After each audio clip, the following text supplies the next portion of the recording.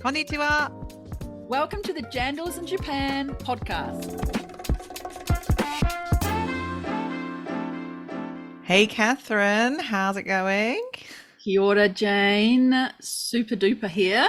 You're looking very New Zealandy today. Where are you? You've got your fancy Well, background on there. this looks like a sunrise, maybe in one of our beautiful locations in New Zealand. It's Okay, not so all we're about the East Coast, beauty, right? though, but it looks beautiful. Look at it. Gorgeous. Yeah, I'm thinking I'm a sunset on the West Coast, wherever I am, on this, on my We're, little background. we're very fortunate to have these backgrounds from New Zealand Story. Yes. We downloaded them today so that we could have them, especially on this episode of the podcast. Yes, we've been using the toolbox, which you'll hear more about in the episode that David Downs from New Zealand Story is going to be coming to you on very soon. So we just thought we would go and check out what's actually in there. It's a really amazing array of things that you can use. So you'll hear more about that soon. But first, Catherine, what is in the news? What are we hearing about at the moment? Well, I think the news that has grabbed our attention in this last week has to be about this competition that started in Japan through the National Tax Agency. That competition is about crazy things such as getting young people to drink more alcohol. Yeah, is it? Like, I think the wording might be making alcohol more appealing to young people, is that's what they're trying to do, so that people will Mm. buy more, young people will buy more alcohol, and the tax revenues will go up because they've lost a lot of tax revenues in the alcohol section with the decrease in population, but also with young people just not being interested in drinking alcohol in Japan like they used to be, Right. apparently, Yeah. right? I wonder why that is. I wonder what the reasons are. I wonder if it's those going back into the office after a Friday night drinking and being embarrassed because you've been the one who was, fell asleep in the train or on the platform at the train station.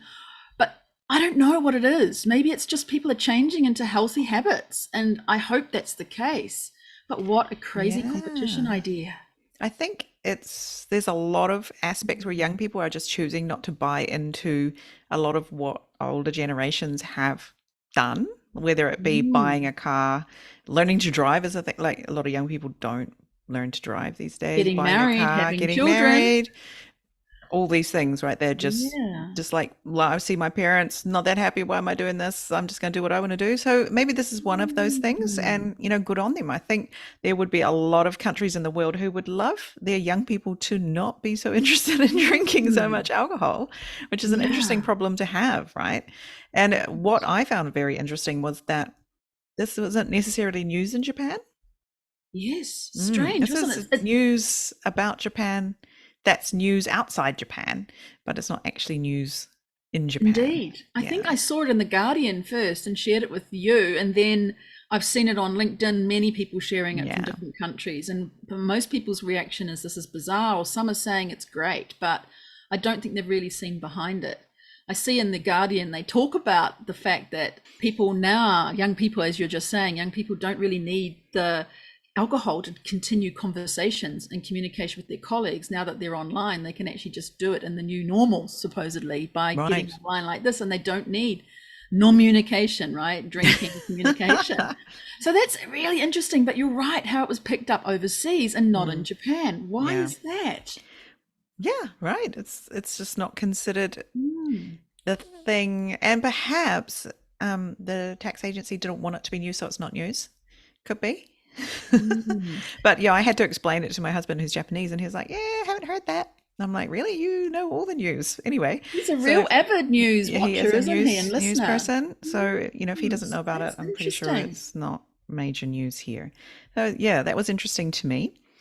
Yeah. But Sorry, go ahead. yeah, but I think also Japan has seen a huge rise in non-alcoholic beers and beverages, and I know that I've thought really badly about them, but recently I've tried quite a few, and I haven't noticed the difference. And once your taste buds get accustomed to it, such as I did during our lockdowns in Japan, where we were not being served alcohol, I tried non-alcoholic beer. I thought this is actually something I could quite like, and I've been drinking it since. Yeah. And recently I was given a summer gift from one of the chambers of commerce the Belgium Luxembourg Chamber of Commerce, actually, and they've given me non-alcoholic beer, and I can't wait to try that too. Is that a Probably with Belgian you, one? Jane. It's Belgium, yeah. We'll probably try it together when we see each other next. Well, when I was living in Europe for that 1 year in Sweden, non-alcoholic beverages, they were huge there. There was loads of things to choose from. And it was really nice. It was like, yeah, I feel like having something, but I don't need the after effects. Let's have this. It was really good. Mm. And now we're seeing more of these coming out of New Zealand as well, We aren't we? are no and low, right? No alcohol and low alcohol. Of course, we need go no further than our native sparkling guys who were on an Yay. earlier episode. Episode 4. Woo, check it out. Right. Yeah. Yeah, that was fantastic. And we've also had lots of little connections there with Finery Cocktails, Jane Allen. We made a comment on one of her posts on LinkedIn, and we had a little bit of a conversation there, alcohol-free sparkling They look gorgeous. cocktails. I cannot wait to try one of those. Can't And wait. another no alcohol beer, State of Play Zero Beer From is another Grant. brand. Yeah, Yes. Grant is a beerpreneur. How nice. So this is really great. I'm really happy to see this. And especially in Japan, where there are a lot of people who actually physically cannot drink alcohol because they are allergic. They come out in hives and itching and things when they drink alcohol. I did not know this was a Right. thing until I Yeah. came to Japan. There are Yeah. the people who have the one drink, red face under the table type situation happening. And so they choose not to drink because it's too embarrassing, because they just Yes. get too red. Right. And yeah, they get very silly after just one drink. I've seen that as well and been like, oh my goodness. Apparently, it's a DNA thing that their blood Some people or their have that. Yeah. somehow is unable to take as much alcohol. So it's really important to be appealing to that market, right? There's In a Japan and huge looking after section them. of Japan that cannot drink alcohol but would like to Yeah. enjoy alcoholic type beverages with their friends, or at a barbecue or whatever as well. And also there's the zero limit here, right? For driving. Yes. I mean, For people in driving. Tokyo don't drive and don't worry about this, but where I live and the rest of Japan that is outside of the metropolis centers, you actually have to figure out how you're getting home, right? Yeah. And Yeah. if you've driven to the party, they have Daiko, which is the people who drive you in your car home. Really great service, but that costs money as well. But so what if you don't want to pay for Daiko, don't want to pay for a taxi? There's no buses here, right? There's no public transport after 9 p.m. So yeah, zero, just don't drink. Great opportunity to maximize on that, because there's a zero limit, right? You cannot even have one drink. No, that's right. And so there are massively great points to point towards zero alcohol products in Japan. So we just say, Jane Allen, come on over, Grant, Yeah, I'd love bring to it see you on. over here. Bring it Bring it on. We on. want to hear about you. And so we really think that this episode that's coming up, Jane, is spot on for helping people to think about coming into Japan, because we do have David Downs from NZ Story Group, and he's done a marvelous job of bringing it very honestly and a little bit brutally to us today. Yes. Ouch is, I think, something that I definitely felt hearing some of the insights that David has from the research that New Zealand Story has done about Japan, about perceptions of New Zealanders in business in Japan. So if this is you, someone thinking about coming to Japan, or you're in Japan and want to start your own business, definitely listen to this episode with David. It's a great one. Yeah, I think you and I were both feeling quite affronted, shall we say. Challenged. Very challenged when he said that New Zealanders can be perceived as naive and clumsy. Clumsy. And it was great to hear that feedback, because in fact we can all own up to that, and it's good to hear. So I think, David, thank you for bringing it raw and ready. We're so glad to have you on the show, and thank you very much for your time, Jane. Yeah, so let's hear from David. Let's go. Kia ora, David. Welcome to Jandals in Japan. Kia ora and konnichiwa. Nice to meet you. Konnichiwa. Hi, David. Konnichiwa. We have a Kia ora. warm-up question for you. Oh, okay. You're going to a cafe. What do you order? What's your coffee order? Well, actually, it's not coffee. Haha. Ah, Told you, it's tea. I don't drink coffee. I gave up coffee years ago and never really got into it, but tea I love. I love what do you English order? sort of breakfast, bog standard, but I also love Japanese tea and Chinese tea and that sort of thing as well. So there you go. There you go. Oh, well, that threw us for one. Okay, Coffee there's snobs. another warm-up question for you then. Okay. You're coming to Japan. Would you come in spring to see the cherry blossoms or fall to see the autumn leaves? Wow, spring. I've been to Japan a few times, and I've only actually ever been there in winter. Loved it, but I'd love to come in spring and see the cherry blossoms.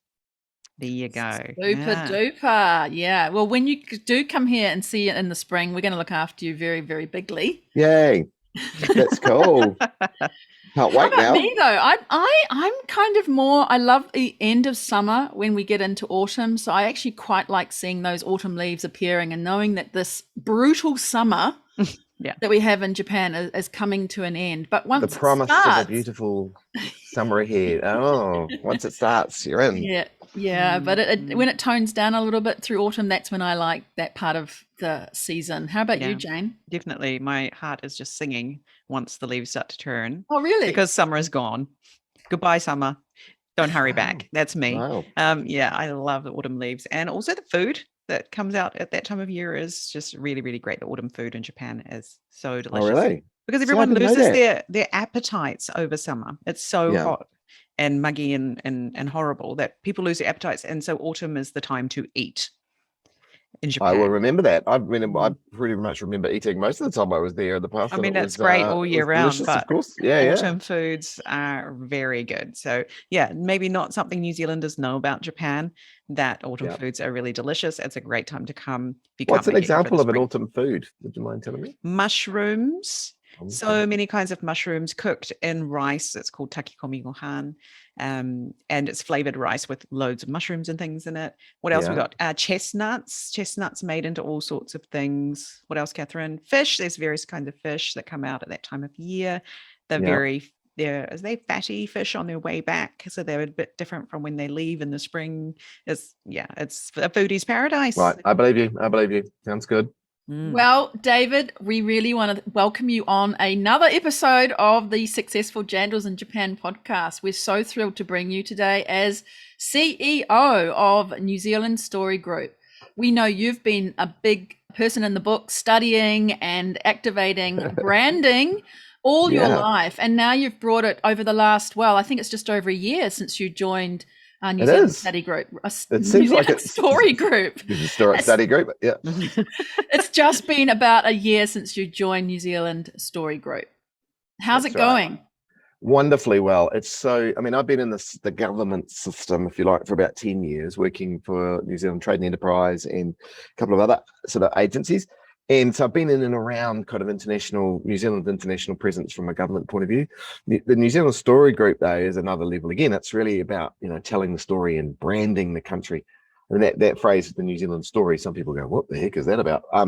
It's about the tell us brand of about New that. Zealand. Yeah. How do we bring the brand of New Zealand to life? How do we become known for more than just, most people in the world know us for beautiful landscapes and imagery and great place to visit and wonderful mountains and etc. And that's all great. There's nothing wrong with that.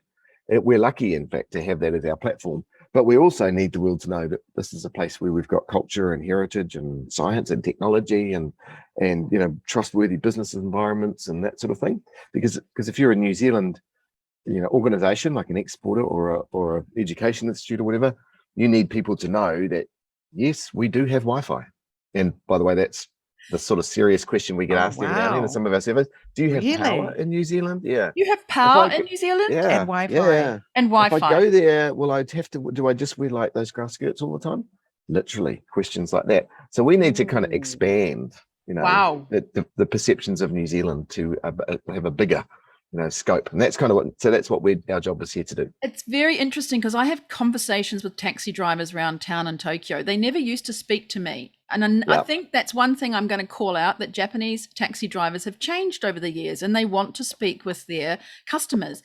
And when I say I'm from New Zealand, they will say, oh, rugby, sheep. Sometimes they'll say koalas just on the side. But really?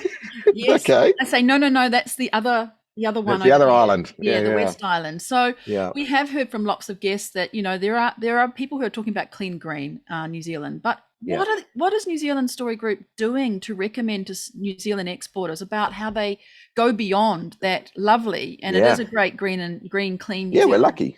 Don't get Yeah. me wrong, we're really lucky to have this amazing image, and because of that, we kind of inherit, we get a halo effect of that around other things we do. So people assume other things about us, which is great. But what we're trying to do is, as I say, increase the kind of level of knowledge and sophistication. So through talking more about our business environment, we are the number one most trustworthy country in the world, the easiest place to do business, transparency of business, lack of corruption. So that's a really kind of cluster of stuff around there that we should really be proud about, because the world wants to be able to trust people. Then there's things like our science and technology, our innovation ecosystem. People think that New Zealand's got sheep, but they don't know we've got rockets. That we are the fourth largest in terms of impact in the space industry. We New Zealanders know that because we notice and we see not just organizations like Rocket Lab, but others.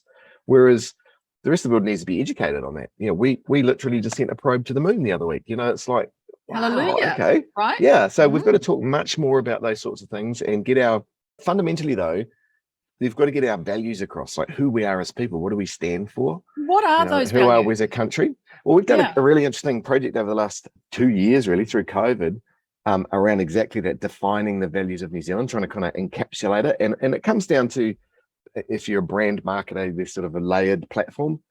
Fundamentally, we talk about New Zealand being a place where care for people in place, drives our innovation. This is a country where we have kind of purpose behind the way that we work. Care for people in place is huge here. And there's so many stories in our history.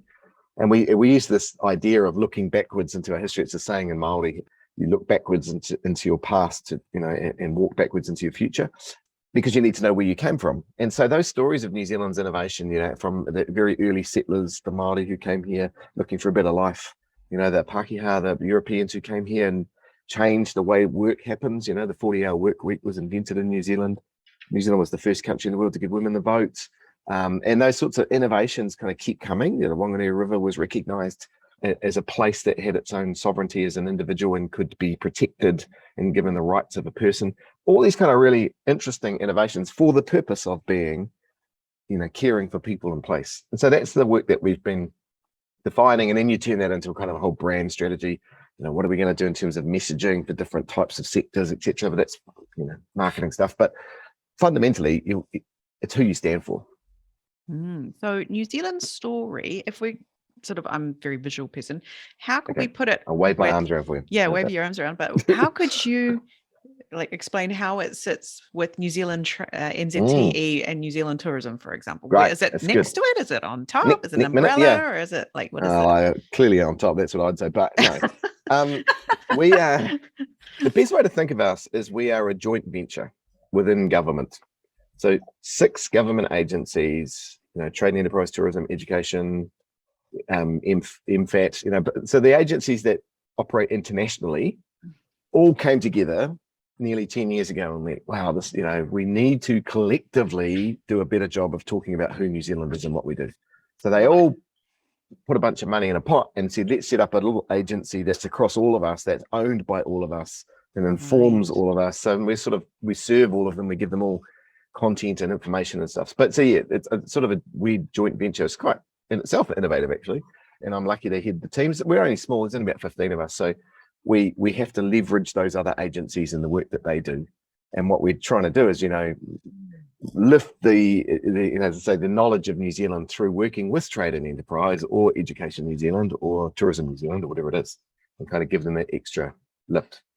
So how are you giving them that extra lift? What is it? Are you doing, say, all of you need to say this across all of your brands, but do it in your own way? Is there something sometimes. that you are doing as the CEO? How are you doing that? I do wave my arms around a lot. I will admit that. But no, it's a bit of, you can think of it, visual person, Jane, you can think of this.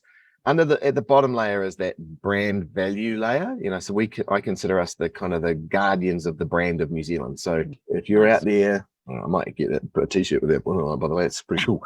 But if you're out there in the world, talking about New Zealand, we want you to be using the brand and reinforcing the brand, and don't do things that, go against it. But that's sort of a bit, when I said to my mum and dad, I've got this new job, it's this organization called the New Zealand Story, and they couldn't get their head around it. It's a bit fluffy.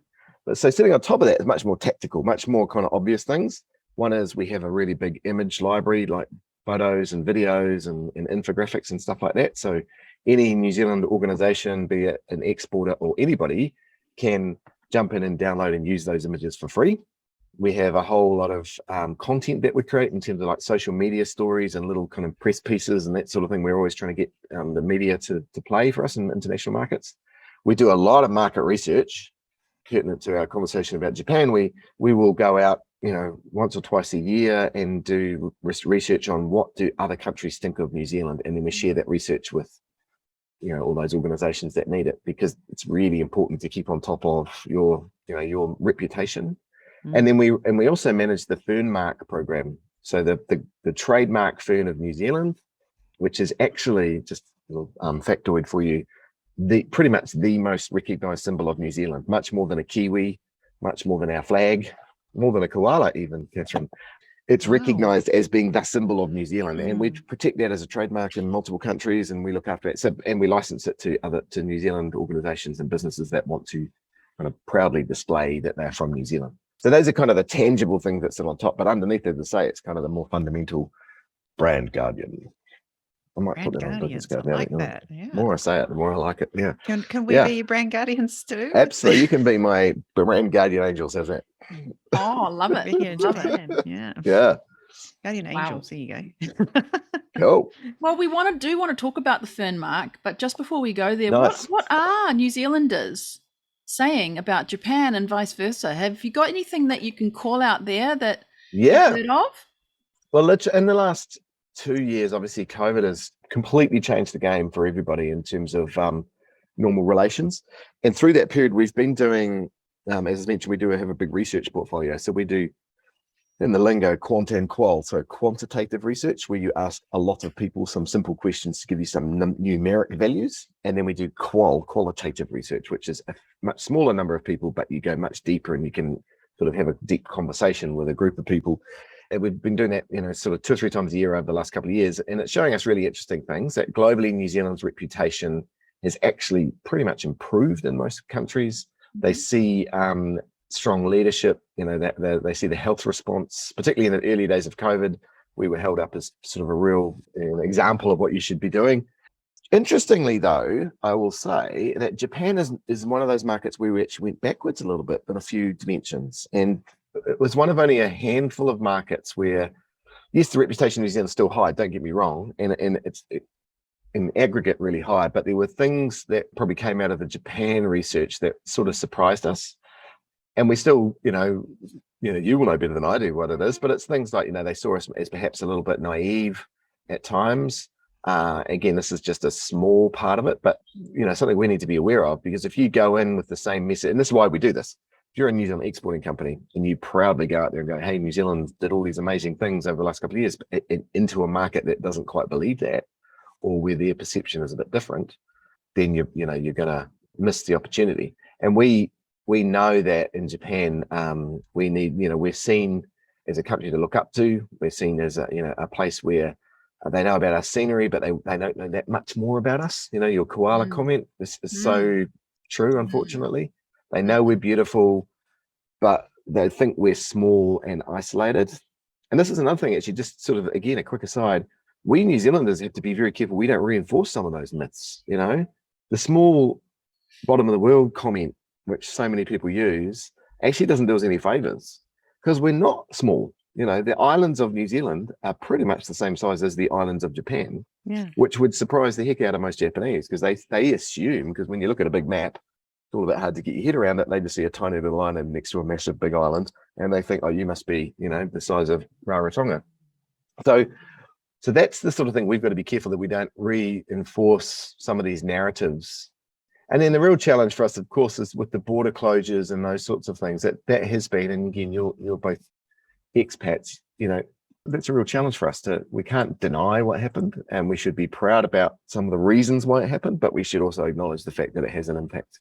Yeah, it's interesting, that comment on small. I mean, Japan is the size of California state, therefore New Zealanders. So, that's something that makes you think, oh, it's actually quite big then, isn't it?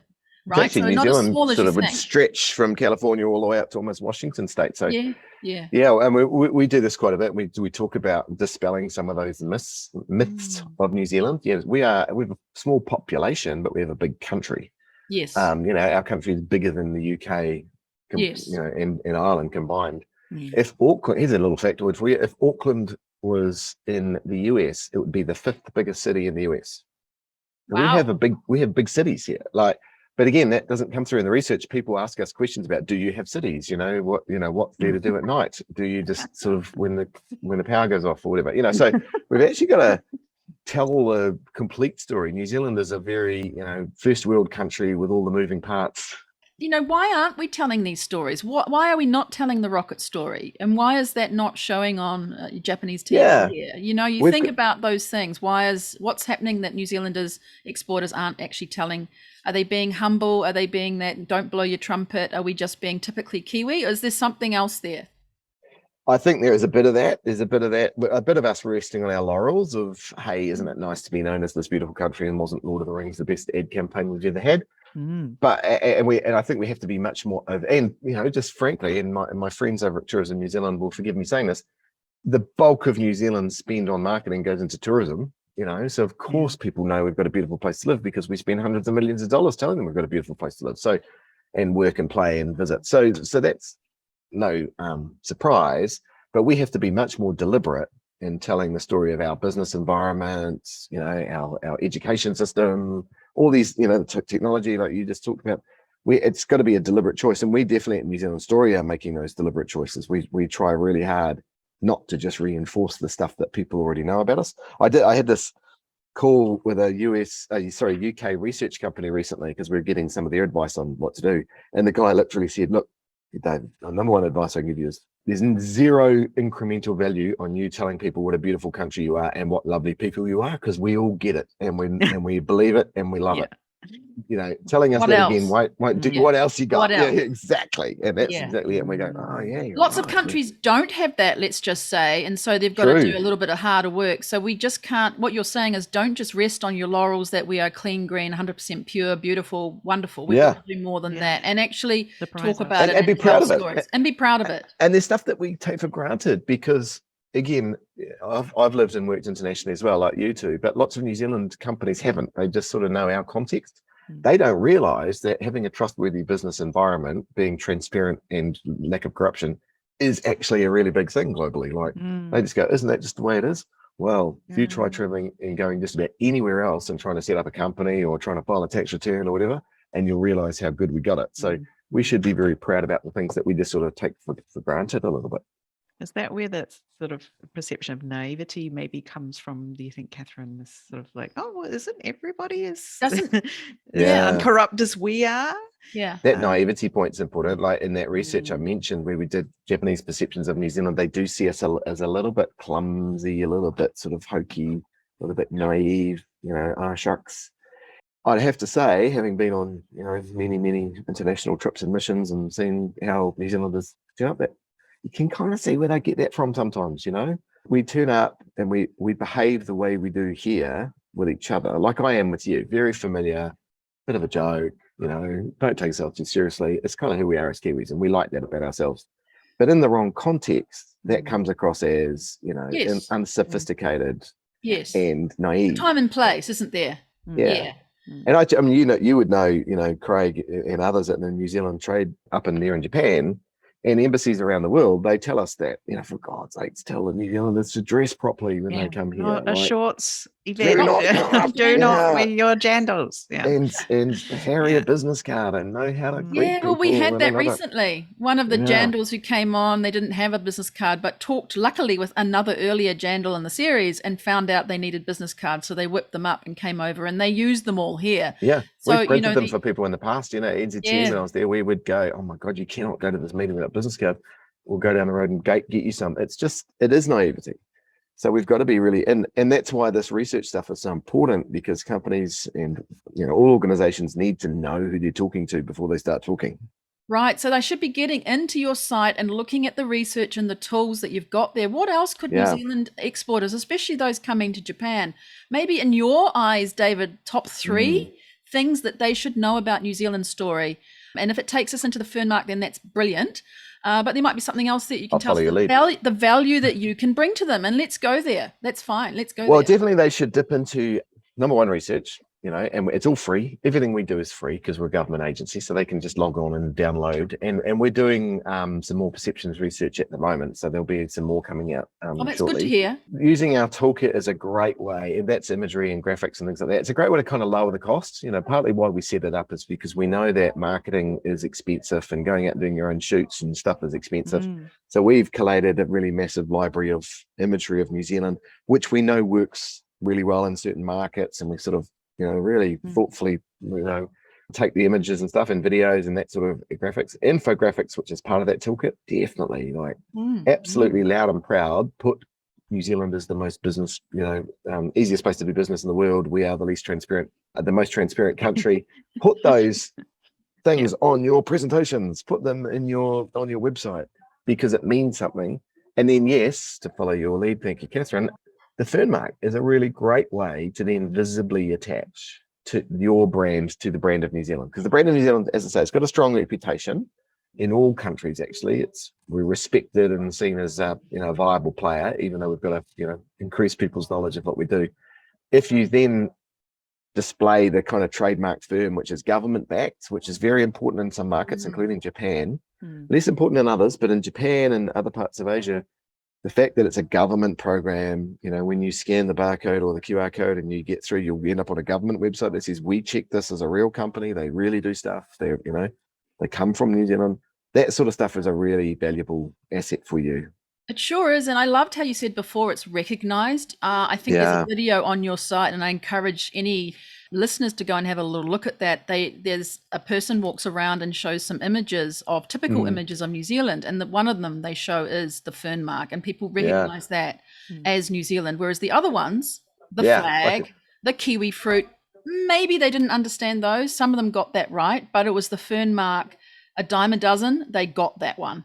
As New Zealand. So how do people apply for the Fern Mark? What's criteria and what sort of value does it bring to them then? I know they've got this government backing. That's amazing. Yeah, that's a big part of it. Also, there's a license number, right, that they can grab on. That's right. They get a specific license to, and we protect that in multiple, 30 or something countries around the world. Essentially, to qualify, your company or your products have to be either made in New Zealand, grown in New Zealand, or designed in New Zealand, and we have to be able to prove that. So when companies apply, and they can just apply on our website, nzstory.govt.nz, when they apply, we go through quite a rigorous procedure of checking and making sure that they are legit, because there's about 500 companies using the Fern Mark, including some really big ones. So we can't bring on someone who's not legit. So we check.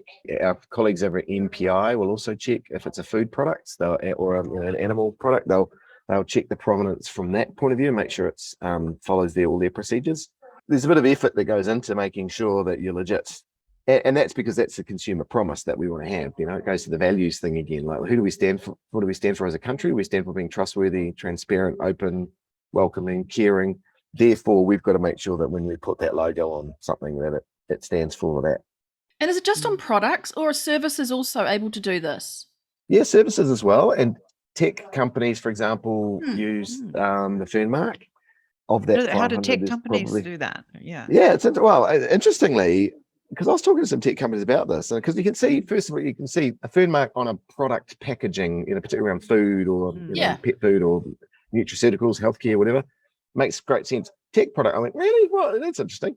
Well, because the trustworthiness is the thing that's really important for a tech company. One of them, for example, Red Shield is a New Zealand-based firewall system. So they make, computer security software basically, and it's really important for them that they leverage that perception and reality. It's more than a perception that New Zealand is so safe and trustworthy. So they'll put it on their websites and that sort of thing, and use it in their marketing material. So that's the kind of use you can have. Yeah.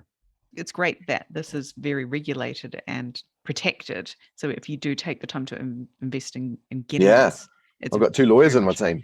They look after us. We have to, because the value of something like this is, and the more people that come on, the more valuable it is for everybody. And we invest back into making sure it's valuable through trademark protection, and we do cease and desist, because every now and then, we're actually more regularly than we would like. You see people trying to stick it on their packages, not New Zealand companies, typically they're somewhere else in the world, they'll put a little logo and you go, we have a service that checks for that and makes sure that it doesn't get abused. Oh wow, that's great. Yeah. Even so that you're seeing more abuse of it outside of New Zealand rather than Yeah, absolutely. In some Ah. big Asian markets, it's quite common, and we have to, we're sending out cease and desist letters almost weekly, going, sorry, you cannot do that. I'd say a lot of Kiwis know that and go, oh, that's the fern. Yeah, that's No, right. can't go there, right? So Often I they think do it and it's backwards or something, so it sort of It's stands quite out a bit. obvious. But no, it's really important, and reputation is built slowly but destroyed quickly. Yes. So you've really got to be protective of your brand. Any company will know this. Anyone who looks after a brand, and it's just as important at a nation level. Yeah. So what are you seeing as trending in New Zealand right now that New Zealand can help Japan or some other countries in the world with? I mean, What's coming through? it's not new, but the movements at the moment are what we're doing in the food sector: high value, high quality proteins and other foods. New Zealand Trade and Enterprise and New Zealand Story have been working over the last 18 months or so on a campaign called Made with Care, which is showcasing really high value food and beverage, actually. And that has been really successful. That's kind of a consumer campaign. Like, we're going out to consumers and going, when you buy, a New Zealand product, it's made with care. It's made with specialist resources. It's artisan. It's high quality ingredients. Again, stuff that often in New Zealand we take for granted because we don't realize the rest of the world can't always trust their food. It's so trying to teach New Zealanders that you should talk about it being food security and safety being a thing. And they go, really? Yeah, because in a lot of the world, they can't trust what they're eating. So over the last 18 months, as I mentioned, that campaign has been really successfully rolling out into about 10 markets around the world, including Japan. So that's been great.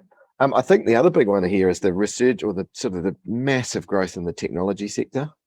So, we talked, Rocket Lab's a great example of a tech company, but there are hundreds and thousands actually of tech companies. And that's the fastest growing sector of the New Zealand economy: gaming and, software as a service and security systems, or whatever it might be.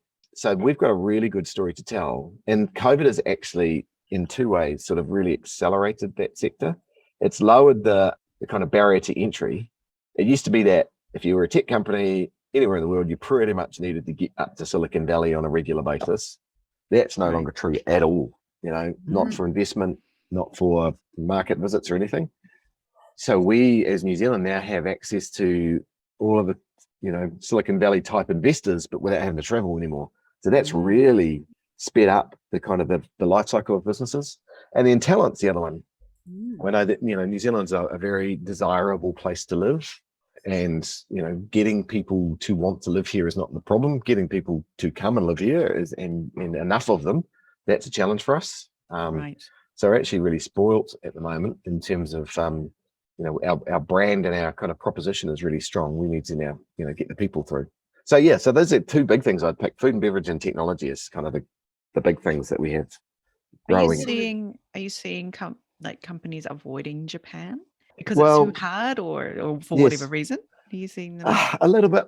Japan's COVID settings have been, strict, and we know that, and our flight routes in and out have been very disruptive and remain disruptive. So that hasn't helped. The air capacity in and out of most countries is just weird at the moment, but New Zealand's it's coming back pretty quickly now for the rest of the countries that New Zealand markets do. I'm not sure avoiding Japan. I think they probably are prioritizing high growth markets. For the last, whatever it's been, 10 years, China's been the big game in Asia. It's everyone's been up there. And the last probably a year or two, with the global political situation, probably people are looking to diversify again. Japan is probably a great market to look at. So I do think, it's nuanced. I think we're trying to educate more people about markets like Japan as alternative options for for trade. Prioritize. Let's use the word prioritize. Yeah, exactly. Let's see. I would love to see more companies prioritizing Japan as somewhere in Asia to get a really good foothold in. Anything else you wanted to? You're scratching your head there, or your head there, Catherine. Anything you wanted to? No, I'm just wondering if there's anything else that you may have thought we were going to ask you, or you thought they haven't asked me this. But I'd love you to. Is there anything we've missed here that you wanted to talk about? Because it's the floor is yours, Why? David. Wow. Or anything you want to ask us? Yeah. I would on the love to road. ask. Yeah, can I ask? Yeah, Yeah, can I'd you love to ask? You ask can ask you. us something. I mean, we know what our sort of research companies tell us about the situation in Japan and how Japan thinks of New Zealand. And Catherine, you made that comment about koalas, like thinking that koalas are from New Zealand. But have you seen a change in the period that you've been there in terms of what people firstly know about New Zealand, and then secondly, what they like, or what they, what's their preference? I think if they've had a direct contact with New Zealand, they've either come to New Zealand or they've had a homestay here or they've had a business dealing with a New Zealand company. They know a lot more about New Zealand than if they don't. Yeah. Otherwise, it's really what they see maybe in a textbook or they see on the shelves in supermarkets, right? If it's Zespri, they know that. If there's New Zealand lemons, they'll see, oh, it's New Zealand lemons. Oh, okay. Or cherries or whatever it might be coming through. So if they see a brand with the name of it on there and on the labeling, it shows which country it's come from. They'll see that and know that that's what we're good at and good for. I think it's that next level about, as you're just saying, the tech. There's a lot of companies here that are doing tech inside FPOS terminals. That's a New Zealand company doing it into, McDonald's or into Eon supermarkets and Eon's, movie theaters, but that's not well known. So, how you tell those stories without giving away the confidentiality. So to your question, if they've had a direct contact with New Zealand, they're more open to knowing more about it. But on their very first one, they may well be limited to New Zealand does produce. New Zealand does it very, very well, but what else is there? They'd be surprised perhaps to hear about some of the other stuff. So I really think each New Zealander in this country has an obligation to have their handbook of the 5 top things that New Zealand is doing, such as rocket science. That'd be cool. We need you could be to my have, pilot country. How's that? we will be the pilot country. We'll give you your little, behind the scenes secret guidebook to New Zealand that you can whip out when the taxi driver sees something and go, well, actually, did you know? Yes, exactly. So we literally are all ambassadors for New Zealand here, and we need to have all those facts and figures on the tip of our tongue so we can dispel that. He'll go back to the cafeteria, he'll have his cup of tea, and he will say, did you know? I just found out. And they will do that because they talk about that kind of stuff. So that's what I'd say first up. Love it. Jane, anything from you? I would love to contribute, but right now I'm being bombarded by the vans for the election going around. Can you hear the shoutings? Oh, yeah, a little bit.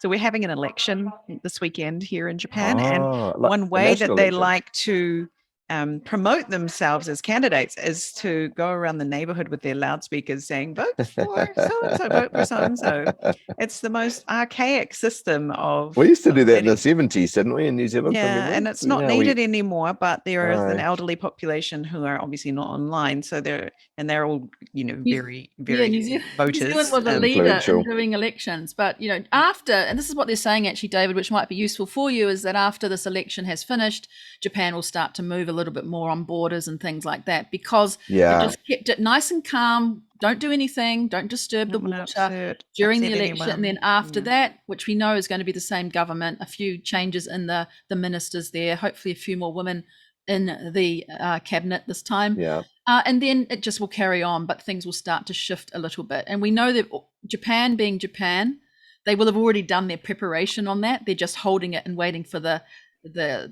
green light to close, and then they'll open up. Wow. Well, that's good, because renormalizing relations and hopefully getting more Japanese people down to New Zealand, business people, but tourists and others as well, would be a great start to build those two-way trade agreements again. If anything we can do to help dispel the myths or create a better understanding of what we do as a country.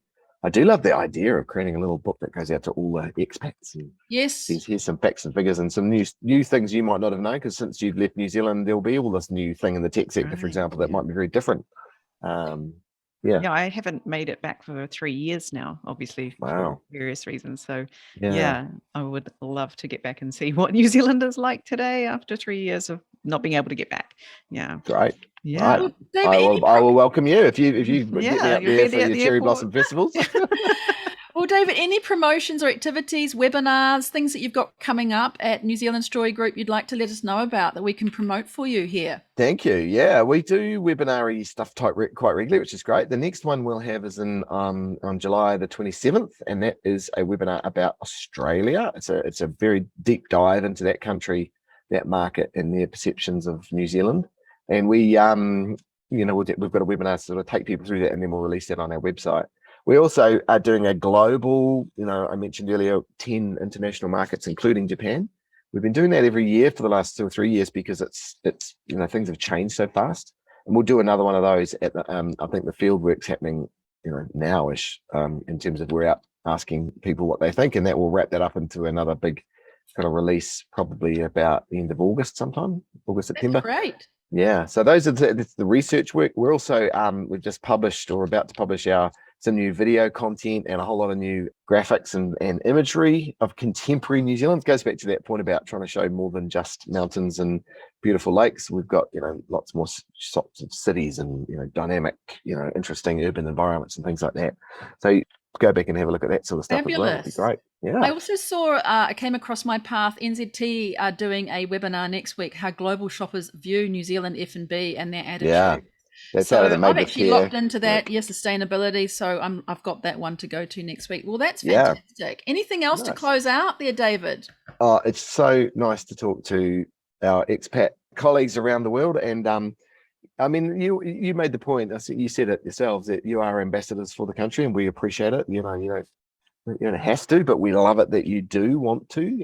I guess the thing I'd say, go back to my comment I made earlier, is let's not perpetuate some of the myths that don't serve us. We're not a small country at the bottom of the world. We're a dynamic first world country with a large landscape and a really interesting, diverse set of industries that here. So let's get that story out there. That's an awesome thing to remember when you hear that. Yeah, just yes. say, actually, we're not that small. Yeah. Did you know? Good reminder. Exactly. Yeah. Yes. Thanks so much for coming on the show today, David. Thank you very much. Great to speak with you. Thank you for having me. Really nice to be am I a Jandal now? Does that make me a Jandal? Yes, you get to call yourself a Jandal, but just not in Japan. Yeah. Oh, why? Because I don't know what it is. It's a nori or something, isn't it? You're not living in Japan, but you have your extension there, but you are definitely a Jandal. I'm a lost Jandal. Cool. Love it. Thank you. Thank you. Have a good day. Wow, what an awesome Jandal we have there in David. Great to have him on the show. Wow. Yeah, he's great. New Zealand Story. I was a little confused, and I think you were too. What exactly is New Zealand Story? How does it work? Don't we have NZTE and New Zealand Tourism? And Education New Zealand. Yeah. We have all these things. How does New Zealand Story fit into this? But yeah, it's the joint venture between all of them that serves all of them. And I think that's very clever, actually, to have that. Surely there was a lot of sort of budgets being wasted. We're marketing this over here and you're telling a different thing over here. Yes. Let's get our messaging on par as a base sort of, and then do your thing on top of that kind of thing. And I hadn't realized it was sort of 10 years ago, but then if you think 10 years ago, we had all various things happening in Japan at that time. It actually isn't that long ago. And it's probably getting a lot of traction right now that they are really coordinating quite well, and perhaps events like expos or Rugby World Cups and things like that have brought those more cohesively together now. And New Zealand is very much showing it's open for business now that COVID is sort of tapering off mostly. And that was Prime Minister Jacinda Ardern's message, wasn't it, when she came to Japan recently? New Zealand is open for business.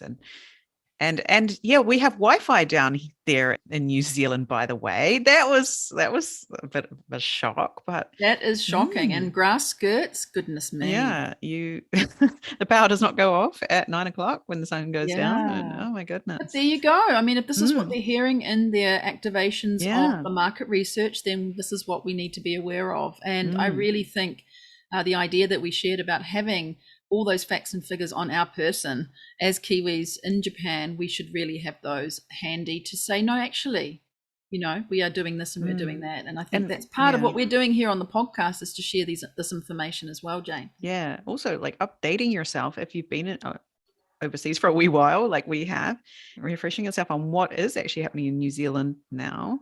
Tech, right? Like all of these things that you might not have heard about. Yes, we do wine and beautiful scenery and sheep and all of that, but there's lots of other new things coming through. It's good to know about and to help dispel those myths when you hear them. Like don't let that go by without just sort of mentioning, well, actually, did you know that also we are the same size as Japan and doing Yeah. these things. Exactly. So we do need that information. Hopefully that will come through. I thought, if we're thinking about takeaways from that, I really like that David was quite frank and open about how Japan has gone a little bit backwards in terms of its impressions of New Zealand. And that just shows you, New Zealanders, Jandal's listening, you've got to get pull those socks up.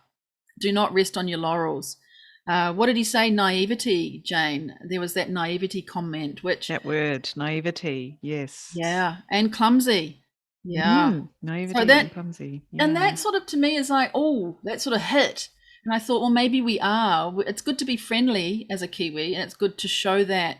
But the expression has to be really well calibrated so that we're not just being fun, loving, going to have drinks like we would at a rugby match. This is sort of business. And finesse, bring your sophistication, calibrate that friendliness really, really well and bring that with it. Dress up for the meeting. Don't wear your jandals. Do things like that to make yourself a bit more of a proper Kiwi and not so naive. I think that was an excellent takeaway from today. Yes. That word was just like, ouch. But yeah, potentially I can see how that could be seen in Japan after some of my experiences here of being too casual without realizing I was being too casual until later someone pointed it out to me. Yes. And then like, oh, okay. Yeah, being aware of that when you are doing your daily life here in Japan. Yeah, that's right. And the other thing would be, obviously they've got a whole reservoir of information and graphics and facts and figures and videos and things sitting there that we can use.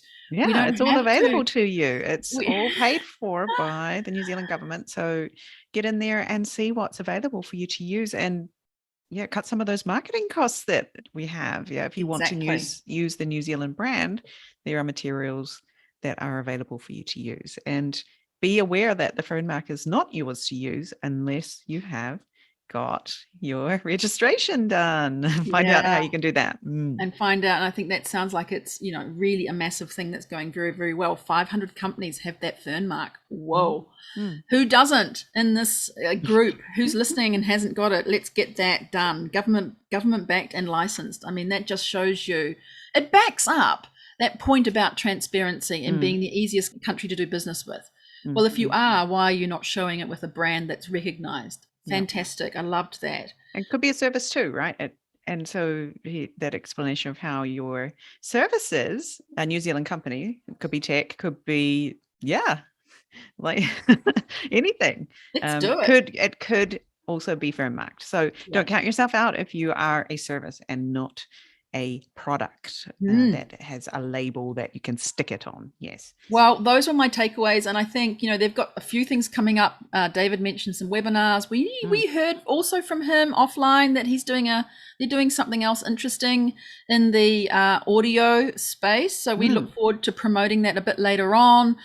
They're doing lots of things. Let's just keep in touch with them, and New Zealanders in Japan, just keep looking at what's going on there and not leaving yourself behind from New Zealand. Keep up with the play. We are meant to be knowing these kinds of things. I'm going to go away and put 4 facts into a book right now and make sure that I've got those ready and handy.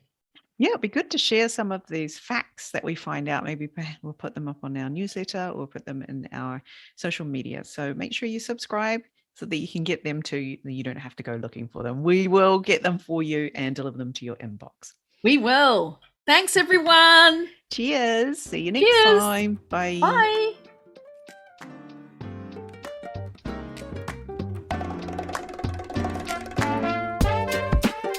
Thanks for listening. Make sure you check out our guests' links in the show notes.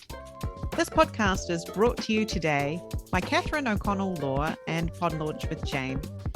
If you have a great story you think should be on the show, come and find us on LinkedIn or Instagram. We'd love to hear from you. See you next time.